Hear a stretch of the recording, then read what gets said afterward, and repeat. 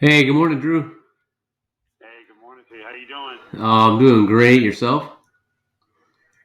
Man, early. Just woke up. Well, not just woke up. Thank God for coffee. I got up a little while ago, but Okay. I had to get my wits. I had to get my wits about me to talk to you today. Yeah. Hey, well, there's nothing like a little early morning army training. Yeah, I gotta whip right. you. I gotta whip you into shape. Yeah, you keep saying that. You keep saying that. We're gonna see. Uh, man, how you doing? How was this week? It was good. Just got done with the walk with my oldest son. Nice morning, Yeah, Sunday morning walk. yeah, Yeah, had a successful week. I can't yeah. complain. Sam had a great honey homecoming weekend. Went to the homecoming dance and whatnot last night. Oh, Junior in high school. oh, that's So good. yeah, yeah, Yeah, yeah. He's blossoming, and Nick's cranking away on some community college courses. So pretty happy. good. Yeah. How about you? How's your week? That's fantastic. Man, I'm good. Man, I had a really good week. Learned a lot, worked a lot, and I was thinking about this topic of relationships today. I was reading some out of Eric Greitens' books. In one chapter he has about friendships. He talks about how some of the Greek and Roman philosophers, even how they viewed friendships. And I really got a great email from your dad this morning too Oh yeah. about oh dude, fantastic email. I'll have to share it with you about what were some of the key influences in his life. Oh okay. So yeah, I've been brainstorming this all week, and excited to see what you have to share because I know that um, the people that we connect our life to, it is it is one of the most important deciding factors of what comes of our life. The people that we choose to have our relationships with, our friendships with, in some sense, really determine our destiny. And I couldn't have seen a greater truth um, this week, looking at that, and even just looking at the type of relationships that I drew into my life when I was younger, when I was involved in drugs and violence and stupidity. And then when I came to prison and my life changed. And believe it or not, I started drawing really amazing, high caliber people into my life. And so I'm interested to talk about, what are your metrics? And it's important, the people, because the relationship thing is such a big factor. Because the last S in SHEARS is service. And we surmise that that is the point of life. What service do we bring? And if and you're not going to have that service unless you have the key relationships. So that's why relationships are really big. Everything builds up to this Yeah. because this one thing really determines the last point. Skills, habits, and energy. I want these functioning at a high level so that I have a good attitude, a good outlook. I have good energy. And the point of all that is not to be this positive ray of sunshine walking around on an island by yourself, but to see you draw like-minded, amazing people into your life. Yep. So No, go I ahead. think that's awesome. I think you underscored the criticality of relationships.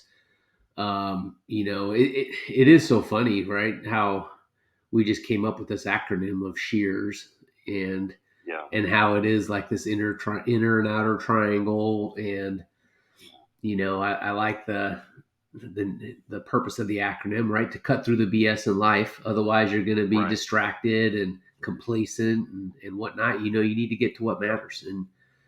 And I think this acronym and this little mental model or framework Yeah, helps you out with that way. So and I like the challenge of trying to distill these things into trinities, right, or triads. And yeah, so yeah, my triad for the week is number one, connection. And it's all about how you're connecting with others. And there's a pretty good book out there that I need to share with you called Love 2.0.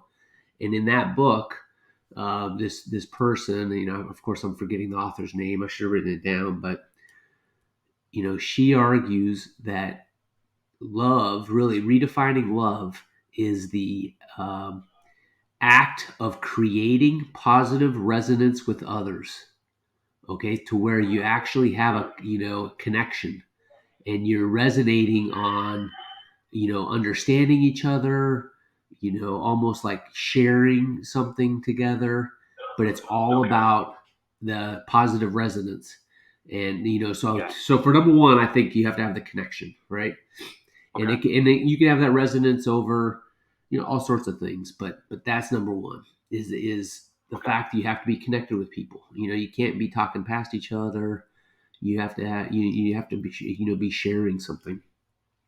Then Yeah. number two, I think that's critical to relationships, is integrity. You have to be a person that is considered honest, in what you say and do. You have to be trustworthy. You have to follow through with whatever promises you make. There's a Yeah. great acronym for that. DWYSYWD. Do what you say you Do will what you do. say you will do. Yep.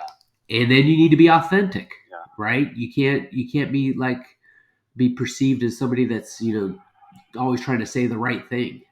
You got to be your true self. All right. So Yeah. now we're never going to always have 100% integrity, but that is one of the key, almost like cornerstones to building relationships. If you're considered an honest, trustworthy, and authentic person, right? And then the Yeah. last piece for relationships, I would say, is at the end of the day, it's all about teamwork and collaboration. Having a shared vision or purpose, and then working together, not in a zero sum mentality where you're trying to compete against others, but having the mentality that, hey, if we can succeed together, um, and working together towards that, collaborating. So those are the three things I think that really build the foundation for relationships. And I'm really Wow. and I'm interested in seeing what you think, and then what you got for this week. No, I like that. I like that. I think that, yeah, without a connection, I don't think anything works. You know, even when we're plumbing, when we were working on, using PVC, when you're putting these parts together, whether it's like, a piece of pipe and a coupling, you have to solidify that connection, and you have to prime it, just cleans it of debris, Yep. and then you apply the adhesive and the glue, and then you put it together, and you have to hold for a second, bond. But it just, you talk about the connection, and I just was visualizing, whether we're sweating pipe or pro pressing, because if you don't have a solid connection and plumbing system, you're going to have a leak. If you have a leak, you got a big problem. Yep. And the same is kind of true in relationships. Yep. Those components come together. And, you talked about the integrity thing, and it made me think about putting that primer on. When an inspector will go through and he'll be looking at, the PVC, he'll want to see that purple primer on the coupling, every connection, every fitting, Yep. because it tells him that it was properly primed and that there's integrity. There's integrity in the connection. So that's enough plumbing talk, but so, Well, right, it's good so though, right? If you don't have your plumbing straight, then it's yeah, potentially going to erode away your foundation, right? And so, no, absolutely. yeah, Well, think so about that's, that condo that crashed in Florida. I know. And so it's It a was pretty it good was water. It analogy. was simple erosion. Yep. You Yep. know. So in teamwork, yeah, everything comes down to teamwork. All right, so here's my three. You ready? Yep. Um, time, because everything takes place in time. But every relationship you have in your life, it's going to take first and foremost an investment of time. Even a friendship, even our relationship as family members, it takes time. And transparency is my second metric. And with that, I mean humility. But it kind of goes to your thing. Like I said, authenticity. because that really captures what I mean by transparency. But it has to be an authentic, transparent connection. And then the last metric is a shared vision. Yep. I read something this week. It said it's not so much important that we're looking at one another, but that we're looking in the same direction. And I began to think about when you were kind of coming off some of your military career adventures, and you and I were able to reconnect. One thing that really connected us is that we had the same ideas about leaving a lasting impact in life. We had a shared vision, a shared idea, and the Bible says, "How can two walk together unless they're in agreement?" So, time, transparency, and vision. And I don't think that's exhaustive. I don't think that's the only, but that's some of what I came up for a triune concept. Yeah. Yeah. That's I mean, your transparency is pretty synonymous with integrity, and the teamwork is you know resonates with shared vision or vision. Yeah, and so I think that that whole connection piece, and that needs to be a book that I send out to you. But that whole share, creating positive resonance with others. I mean, that's something I think that you're a master at, and I think that's why, even though you're in prison, you have such a good network, both in and out of prison, right? Because you have the ability to listen, understand, translate, almost like mirror image and connect with people, and then give positive, feedback, beneficial feedback to others, just even through a dialogue or a discussion, even like over a video like this, and Yeah, that creates that positive resonance, and so then people have a connection with you, right? And yeah, then that's really powerful, and so that's why you have like a following, and everybody loves Andrew, right? And so yeah. I uh like that. Thank you. but it but and it's not like you're nice and patting everybody on the back, but you're pushing people to work out harder. You're pushing your plumbing team. You're connecting all across the family. So I think that's pretty awesome. Well, So, let me jump in, and I want to share something really quick. Now, have you ever heard the old sage wisdom that you are the average of the five people you spend the most time around? yeah. We've talked about that Okay. before. We've mentioned it. Yep. Yeah, we have talked about that, and so I'm interested in what people, because I want to share with you, five key individuals that I feel really shaped who I am at this point in my life. And I'm interested in your military career, going through special forces, ranger school, all of that. Who would you say are maybe 3 to 5 people that really impacted you? Huh. Um. And if you want me to go to first, I will. Yeah. Go ahead and go while I jot down some names. All right. So I'm just going to focus on my time in prison because obviously there were one or two teachers in high school that had a great impact on me, but that was a great benefit to my life, but it really didn't get me to the point where I'm at right now. And I'm also going to exclude the idea of just God, because obviously that's the most important, you know.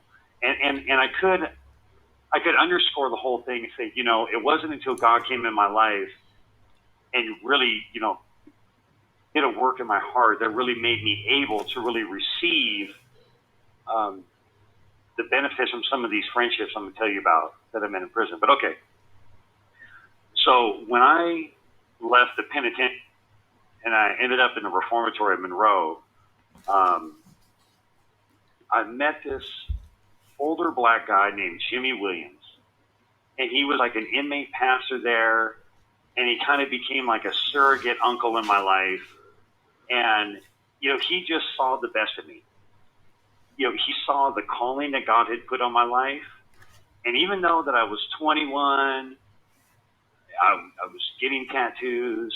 I was still trying to figure out what my identity was going to be in prison. How I wanted to project myself.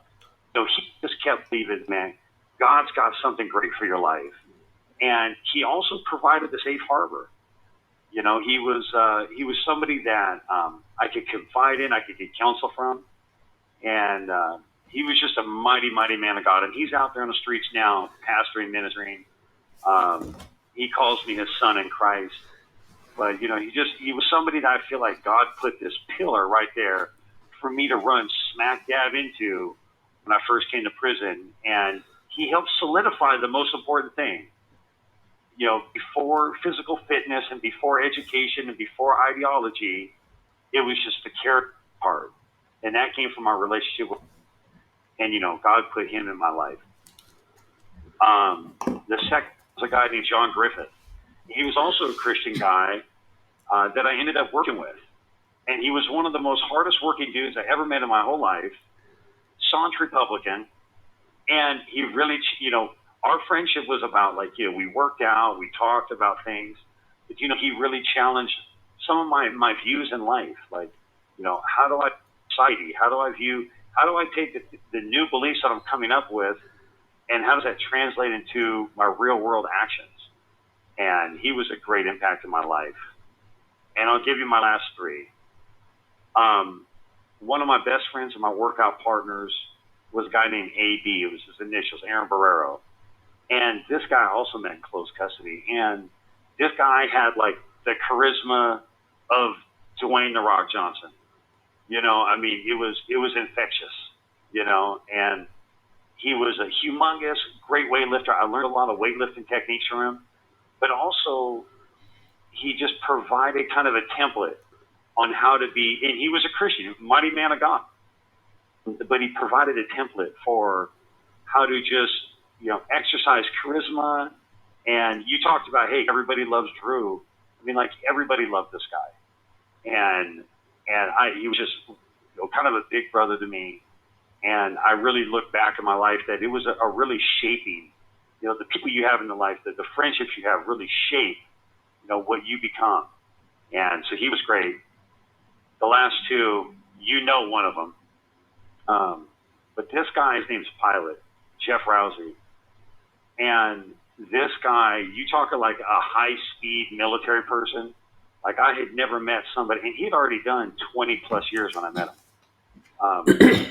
But I've never met someone so high performing. We read that book, High Performance Habits.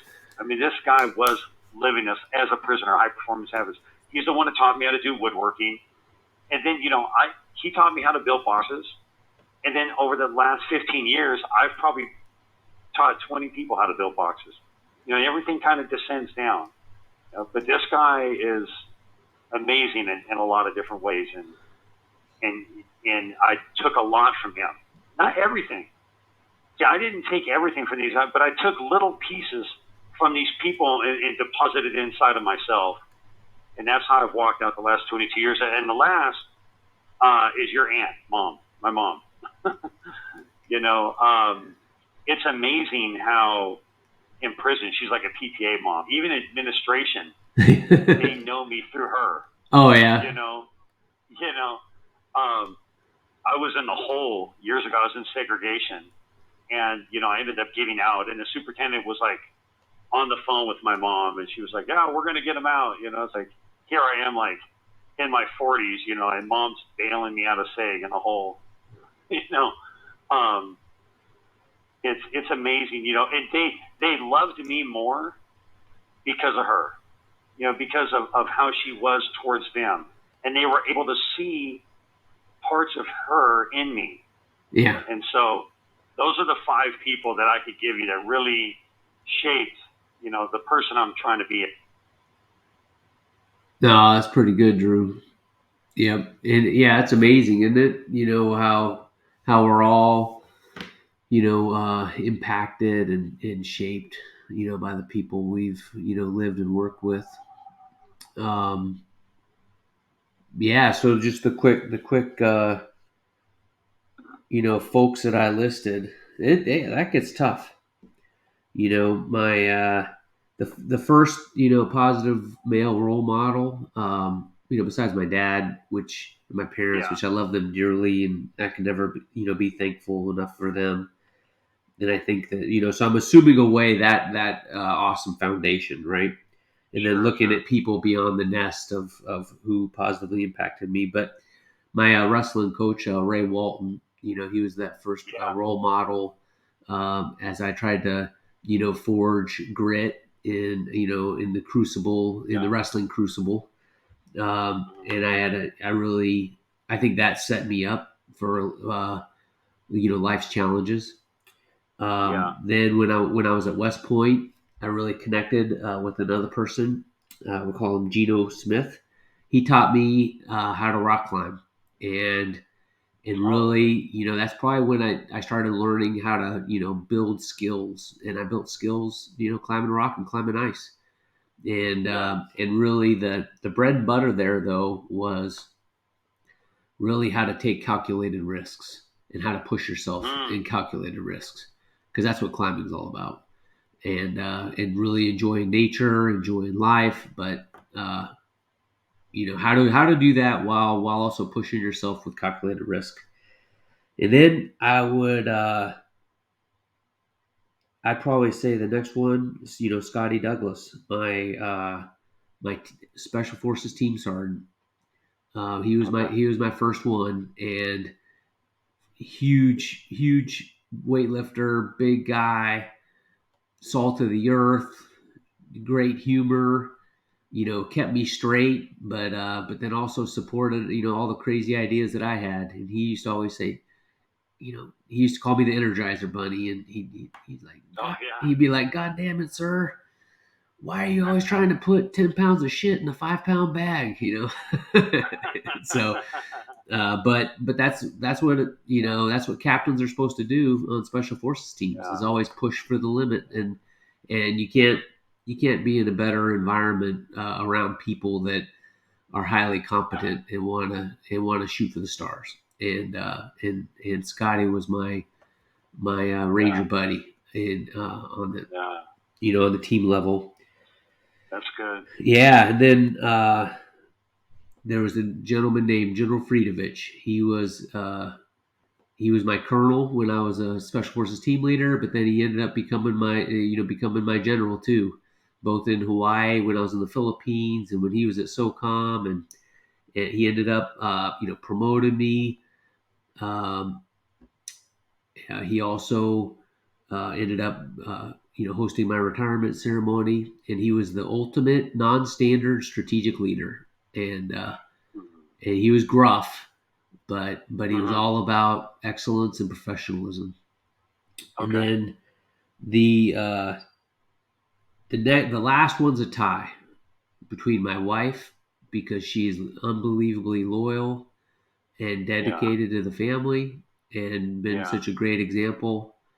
But she's right next to Ann Signor, who is my command sergeant major, and yeah, so she was an African American, tough as nails mom, and she was my Yeah. command sergeant major in Korea when I was a battalion commander.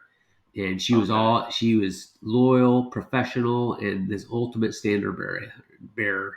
And my wife is very similar to both of those ladies that have been impactful in my life. So I cheated. I did six, but I had the two women in my life. Those two, they were They have ties. the ability to boss you around and Yep. put you in your place. They could say no, no, you need to do this. Yeah. No, I mean, I know that was kind of an exhaustive, list right there, maybe for people listening, but I think it's important to really know who shaped you. And the goal in life is to be shaped by the right people and to go on to shape the right people. Yeah, I want to be a great influencer, and I can't be a great influencer unless I'm first, influenced. And I had a lot of the wrong influences, and I was living up to a lot of the wrong expectations when I was younger, when I was a teenager. But when I came to prison and I changed my heart, I changed my mind. It was amazing the type of people. And you brought up something about the guy that Geno Smith that taught you rock climbing. It's amazing how I discern and, well, discern's not really the right word, distilled the so many life principles out of weight training that I learned with AB and woodworking that I learned with Pilot.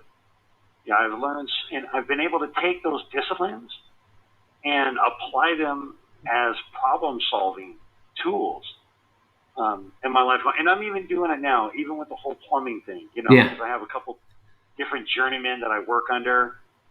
And I learned so many things under them. I learned not only how to solve plumbing problems and situations, but it also, the whole process reveals things inside of me, the plumbing inside my heart and my mind, and, how I prioritize and how I tackle a job and how I work with other people. So, these things that we pick up through these people, there's other tools. So it's multi-layered. Hey, It's not just one dimensional. yeah, when you were saying that, what's pretty interesting is we could easily assess their impacts on our life through the shears paradigm, right? They taught us Oh, yeah. skills. They gave Yeah. us an example of Habits. habits. They had the right Yeah. attitude. They were Yeah. loyal, in their Yeah. dedication to others and Yeah. relationships. They were authentic and reliable, Yeah. trustworthy, yeah. And so, Yeah. that's pretty fascinating, isn't it? That, Yeah. as we look back on the stories that we just told, that Yeah. it sort of reinforces why we think those people were significant, because they were role Yeah. models or contributors to our journey through the Shears paradigm. So, Well, another thing that's important about this whole Shears thing, we got a little over 2 minutes left, is that your life will only raise to the level of the relationships you have in your life. yeah. And that's why, deep inside, here I am basically on the doorstep. I'm coming home in a couple of years, you know, who knows, even sooner, whatever God does, right? But something about this relationships, I know I have to continue to get it right. And the impact that I'm able to leave in life is determined upon the quality of the people, the wife that I eventually marry, the network that you and I build together, and that's why one thing I really like is that you and I desire to have a service-based life. That I really believe that if I can make my life of a greater service, I'm gonna it has greater purpose. But I'm also gonna draw people in my life that also have the same concept. Yep. Yep. And I think that on the outside of our little Shears triangle, Right. you have fulfillment, right? Because then that Yeah. you're working towards maximizing your potential. If you Yeah. can also be fulfilled by enabling the success Yeah. of others, then you have Yeah. joy. There's lots of different types of joy. David Brooks talked about Yeah. that. But the ultimate is creating a moral ecology, right? Where you're leaving a Yeah. lasting impact on a group of people Yeah. that are having a positive force in the world, and then love, right? So fulfillment, joy, love. I think those are the three, you know, Well, what we objectives. said, that's the purpose of life. Yeah. That's what we said. You know what I mean? That okay, service is the goal, right? But when I look back on my life, I want to know that I experienced love, Yeah. that I joy throughout my life, and that ultimately at the end of my life I had a deep sense of fulfillment. Now, whatever reason I believe, why I showed up, why God put me on earth, I want to believe that I fulfilled that goal. Yeah. So, anyways, I also want anybody listening, I want them also to think about what 5 people have shaped you. Why did they shape you? And what is your obligation going forward in life after having had that impact? So I think everybody should do this homework. Yep. No, I think it's pretty And good. look, And then you got to say, okay, well, who am I engaging now? Because some of these people were in our past, and what love you, relationships am I buddy. building for the next horizon? Yeah, definitely. I love you, Drew. Take care. Have a good day.